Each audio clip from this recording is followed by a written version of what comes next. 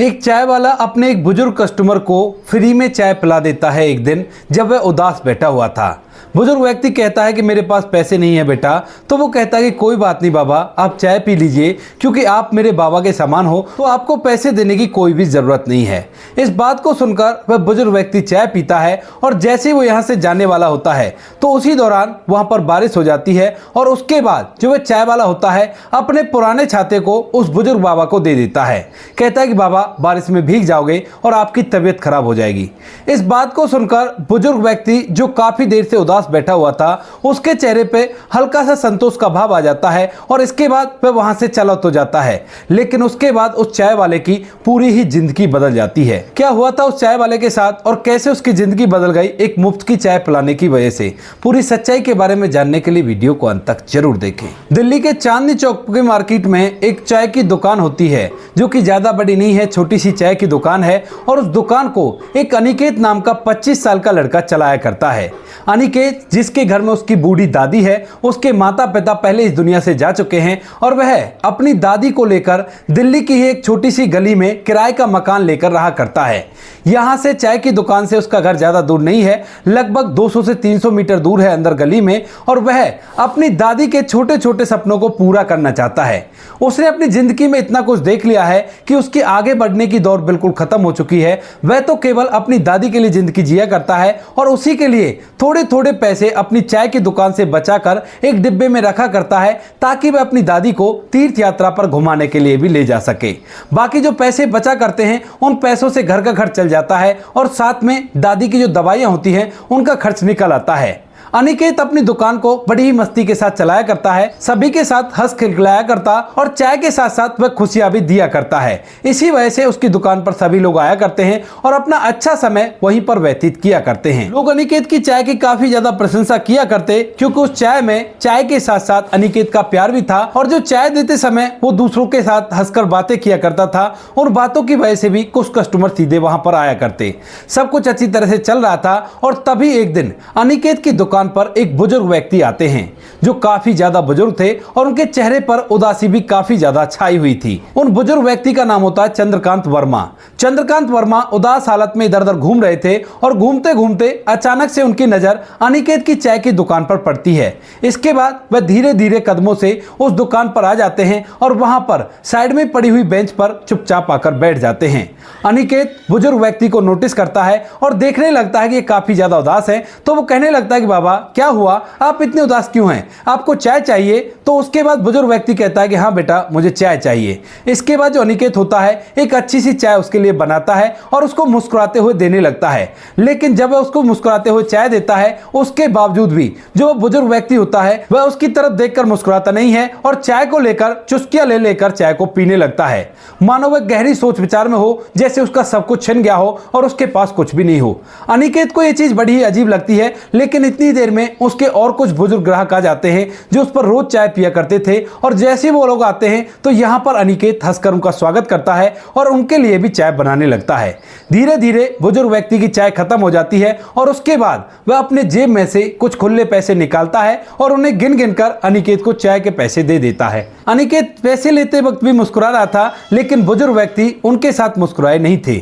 इसके बाद जो अनिकेत होता है वह इस बात को ऐसे ही छोड़ देता है और धीरे धीरे ये दिन कंप्लीट हो जाता है।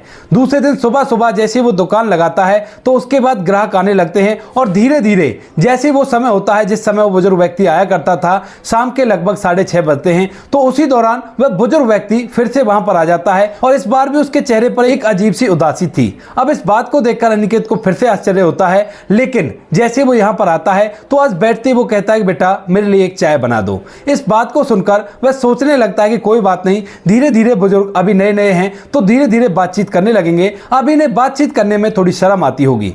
ऐसा सोचकर अनिकेत उनके लिए चाय बनाता है और बुजुर्ग व्यक्ति चाय पीकर पैसे देकर वहां से इसी तरह से चला जाता है।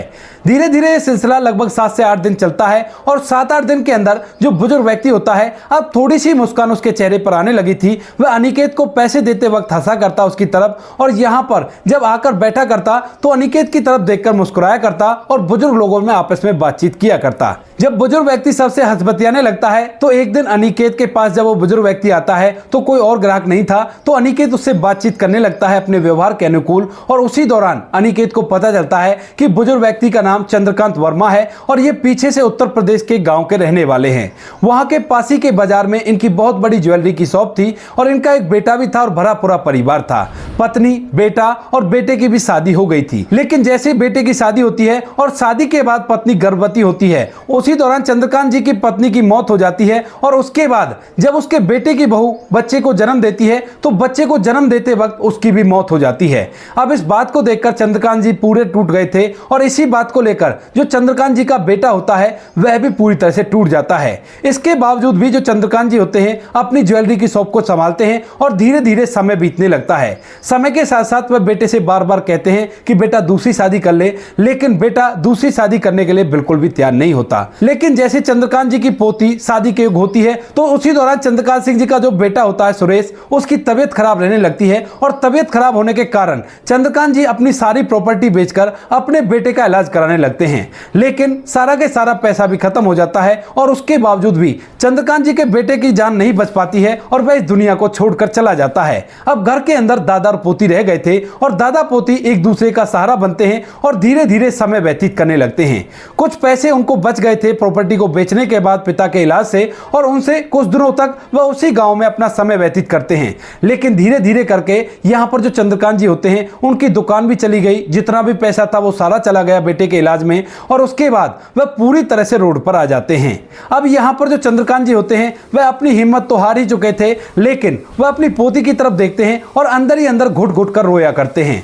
एक दिन जो चंद्रकांत जी की पोती अंजलि होती है वह उसको रोता हुआ देख लेती है और इसके बाद अपने दादाजी के पास आकर कहने लगती है कि दादाजी क्या हुआ, आप इस तरह से परेशान क्यों हो। तो उसके बाद जो चंद्रकांत जी होते हैं वह कहने लगते हैं कि बेटी अब मैं क्या करूं, मैं बूढ़ा हो गया हूं और तेरी शादी भी करानी है, मैं किस तरह से तुम्हारी शादी कराऊंगा। अब इस बात को सुनकर जो लड़की अंजलि होती है वह उनसे कहती है कि आप चिंता मत करो, मेरी शादी भी हो जाएगी और आप इस तरह से परेशान मत हो। अगर आप ऐसे परेशान हो गए तो आपकी भी तबीयत खराब हो जाएगी और तबीयत खराब होने के कारण जो कुछ भी पैसे मैं अब थोड़े बहुत कमाया करती हूं वो सारे पैसे आपके इलाज में लग जाएंगे। इसके बाद चंद्रकांत सिंह जी अपनी पोती के सामने तो अपने आप को चुपचाप कर लेते हैं, लेकिन अंदर ही अंदर उनको ये बात खाई जा रही थी कि पोती की शादी अब कैसे होगी। यहां पर अंजलि को भी ये बात पता चल गई थी कि इन थोड़े से पैसों से जिनको मैं यहां पर कमाया करती हूं उनसे काम नहीं चलने वाला और मुझे कुछ ना कुछ करना होगा। यही सोचकर जो पोती होती है वह अपनी एक सहेली से बात करती है जो कि दिल्ली के चांदनी चौक पर रहा करती थी और वहीं पर अच्छे से काम किया करती थी। तो वह जब उससे बात करती है तो वो उससे कह देती है कि अगर तुझे ऐसी बात है तो तू यहां पर आ जा, यहां पर अच्छी सैलरी मिल जाएगी और यहीं पर रहना। इसी वजह से पोती अपने दादा को लेकर वहां से दिल्ली चली आती है और यहीं पर उसके साथ रहने लगती है। अंजलि दिन के समय में कंपनी में काम किया करती और सुबह शाम दूसरों के घरों में काम करके कुछ पैसे एकत्रित कर रही थी ताकि उसके दादा उसकी शादी करा सके और उनका जीवन अच्छे से व्यतीत हो सके। इधर जो चंद्रकांत वर्मा जी होते हैं वह भी अपनी पोती की हालत को देखते हैं और उसके बाद खुद से भी कुछ काम करने की कोशिश करते हैं, लेकिन बुढ़ापे की अवस्था में इन्हें कोई भी काम नहीं देता है और यह मायूस होकर हर जगह से लौट जाते हैं। उसी तरह से घूमते घूमते एक दिन इस चाय की दुकान पर आ गए थे और अपने पास से खुले पैसे से यहां पर चाय पी थी। धीरे धीरे कुछ समय ऐसे बीतता है और कुछ दिन बाद एक दिन शाम के समय चंद्रकांत वर्मा जी उस चाय की दुकान पर आते हैं जिसको अनिकेत चलाया करता था और वहां पर आकर मायूस से होकर बैठ जाते हैं जैसे कि वो पहले दिन बैठे हुए थे। अब इस बात को देखकर जो अनिकेत होता है वह उनके लिए चाय बनाने लगता है, कहता है कि बाबा आज तो थोड़ा लेट हो गए। लेकिन तभी जो चंद्रकांत वर्मा जी होते हैं वो कहने लगते हैं कि बेटा मेरे लिए चाय मत बनाओ क्योंकि मेरे पास पैसे नहीं है। अब इस बात को सुनकर जो अनिकेत होता है उसे थोड़ा सा हैरानी होती है और वह उसकी तरफ देखकर मुस्कुराने लगता है, कहता है कि बाबा आपके पास पैसे नहीं हो तो कोई बात नहीं, लेकिन चाय तो आपका हक बनता है ना, आप रोज मेरी दुकान पर आकर पिया करते हो। ऐसा कहकर वह मुस्कुराते हुए उनके लिए चाय बनाता है और चाय बनाकर उनको दे देता है। यहाँ पर बुजुर्ग व्यक्ति अब भी उदास है और धीरे धीरे बारिश का मौसम भी हो रहा है। बुजुर्ग व्यक्ति उस चाय को तो पी लेता है, लेकिन जैसे यहाँ से जाने वाला होता है तो उसी दौरान तेज बारिश होने लगती है और तभी यहाँ पर जो अनिकेत होता है अपनी दुकान के अंदर से एक पुराना छाता निकालता है और यहाँ पर चंद्रकांत वर्मा जी को दे देता है। कहता है कि बाबा आप भीग जाओगे और भीग गए तो आपकी तबीयत खराब हो जाएगी, वैसे ही आपकी हालत काफी ज्यादा खराब है तो इस छाते को ले जाओ, कल जब आओ तो मुझे वापस लौटा देना। ऐसा कहकर अनिकेत ने उसे ये छाता दे दिया था और इस छाते को ओढ़कर वह सीधा अपने घर पहुंच जाता है। लेकिन आज चंद्रकांत वर्मा जी जब रात के समय आराम कर रहे थे तो उसके सामने बार बार अनिकेत का उसका हंसता हुआ चेहरा आ रहा था, क्योंकि उसका व्यवहार उसके प्रति काफी अच्छा था। वरना दिल्ली जैसे शहर में फ्री में तो कोई किसी को बैठने भी ना दे, इसने तो जबकि उसे चाय पिला दी थी और साथ में विश्वास करके अपना पुराना छाता भी दे दिया था। इसी बात को सोच सोचकर वह काफी ज्यादा हैरान होते हैं और जैसे ही अगले दिन यहां पर वह अनिकेत की दुकान पर जाते हैं तो कहने लगते हैं कि बेटा तुम्हारा व्यवहार तो बहुत अच्छा है, इतनी अच्छाई लाते कहां से हो। तो उसके बाद अनिकेत जो होता है मुस्कुराने लगता है। उसके बाद यहां पर चंद्रकांत जी को अपनी पूरी कहानी सुना देता है कि किस किस तरह से उसने जिंदगी में बहुत कुछ देखा है और उसे देखने के बाद उसे समझ आ गया है कि जिंदगी में कभी भी हमें अपने कर्मों को नहीं कोसना चाहिए और कभी भी उदास नहीं रहना चाहिए। जितना हो सके उतना खुश रहने की कोशिश करनी चाहिए, उसके बाद जिंदगी बड़ी आसान हो जाती है। जब यहां पर चंद्रकांत जी उसकी कहानी सुनते हैं तो उन्हें भी उस पर बड़ा ही हैरानी होती है और वह कहने लगते हैं कि बेटा तू कोई और अच्छा काम क्यों नहीं कर लेता जिससे तुम्हारा गुजारा अच्छी तरह से हो जाए। तो उसके बाद अनिकेत बताता है कि बाबा मैं ज्यादा पढ़ा लिखा नहीं हूं, अगर मैं किसी कंपनी में काम करूंगा तो भी इतने पैसे कमाऊंगा और ऊपर से मेरी मां की तबीयत भी खराब रहा करती है। यहां से तो कभी भी अगर मेरी मां की तबीयत खराब होती है तो मैं दिन के समय में मां को देखने के लिए चला जाया करता हूं और जब भी कभी उनकी ज्यादा तबीयत खराब होती है तो उनको अपने साथ ले जाकर हॉस्पिटल में दिखा दिया करता हूं। अगर मैं किसी कंपनी में काम करूंगा तो वहां से बार बार छुट्टी लेने की वजह से वो लोग मुझे काम पर नहीं रखेंगे। इस बात को सुनकर चंद्रकांत वर्मा अपना सर हिलाते हैं मानो कि वो कह रहे हो कि हाँ बेटा तू सही कह रहा है और ये बिल्कुल ठीक है। थोड़ी देर तक वह वहीं पर बैठे रहते हैं और तभी एकदम अचानक से कहने लगते हैं कि बेटा अगर तू चाहे तो मैं तुम्हें एक काम करवा सकता हूं। अब इस बात को सुनकर अनिकेत मुस्कुराने लगता है, कहता है कि बताओ बाबा आप कौन से काम के लिए बोल रहे हो। तो वो कहता है कि अगर तू चाहे तो मैं तुम्हें ज्वेलरी का काम करवा सकता हूं, क्योंकि मैं काफी दिनों से इस काम को कर रहा हूं और मुझे ये काम पूरी तरह से आता है। कुछ दिनों तक मैं तुम्हारी सहायता कर दूंगा और उसके बाद जब तुम अच्छी तरह से उस काम में परफेक्ट हो जाओ तो खुद से उस काम को कर लेना। लेकिन तभी यहां पर अनिकेत होता है, वह मुस्कुराते हुए कहने लगता है कि बाबा आपकी बात तो सही है, लेकिन ज्वेलरी के काम में ढेर सारे रुपए पैसे लगते हैं और इतने पैसे मेरे पास नहीं है। तभी यहां पर जो बुजुर्ग व्यक्ति होता है वह उसकी तरफ देखकर मुस्कुराने लगता है और कहता है कि बेटा इस चीज की तुम चिंता मत करो, क्योंकि मेरे पास भले ही पैसे ना हो लेकिन मेरी जानकारी काफी अच्छी है। वो तो बेटे की मौत की वजह से मैं पूरी तरह से टूट गया था और तुम्हें देखकर एक नई उम्मीद जागी है। मैं जानकारी से तुम्हें माल दिला दूंगा और उस माल को बेचकर उन पैसों से तुम उन पैसों को चुका देना। बस उसके लिए तुम्हें एक दुकान चाहिए, अच्छी सी दुकान हो और उस दुकान के अंदर तुम्हें वो काम करना होगा और स्टार्टिंग में मैं तुम्हारी खूब मदद कर दूंगा। इस बात को सुनकर अनिकेत बाबा की बात मानने के लिए तैयार हो जाता है और अपनी माँ के उन पैसों को जो उसने उसके तीरथ के लिए बचा कर रखे थे उन पैसों से एक दुकान किराए की ले लेता है और वहां पर बुजुर्ग व्यक्ति चंद्रकांत वर्मा की सलाह के अनुसार ही एक ज्वेलरी की शॉप खोल लेता है। बुजुर्ग व्यक्ति ने उसे ज्वेलरी दिला दी थी अपनी गारंटी पर और वहां पर उसकी अच्छे से दुकान खुल गई थी। यहां पर जो अनिकेत होता है अपनी चाय का छोटा सा सामान उसी दुकान के अंदर सेटअप कर लेता है और जब बुजुर्ग बाबा कहते हैं कि बेटा ये क्या कर रहे हो, तो वो कहने लगते हैं कि बाबा इतने आप काम सिखाओगे उतने दिनों तक मैं अपने ग्राहकों को चाय पिलाऊंगा और मुझे अच्छा लगता है किसी को चाय पिलाना।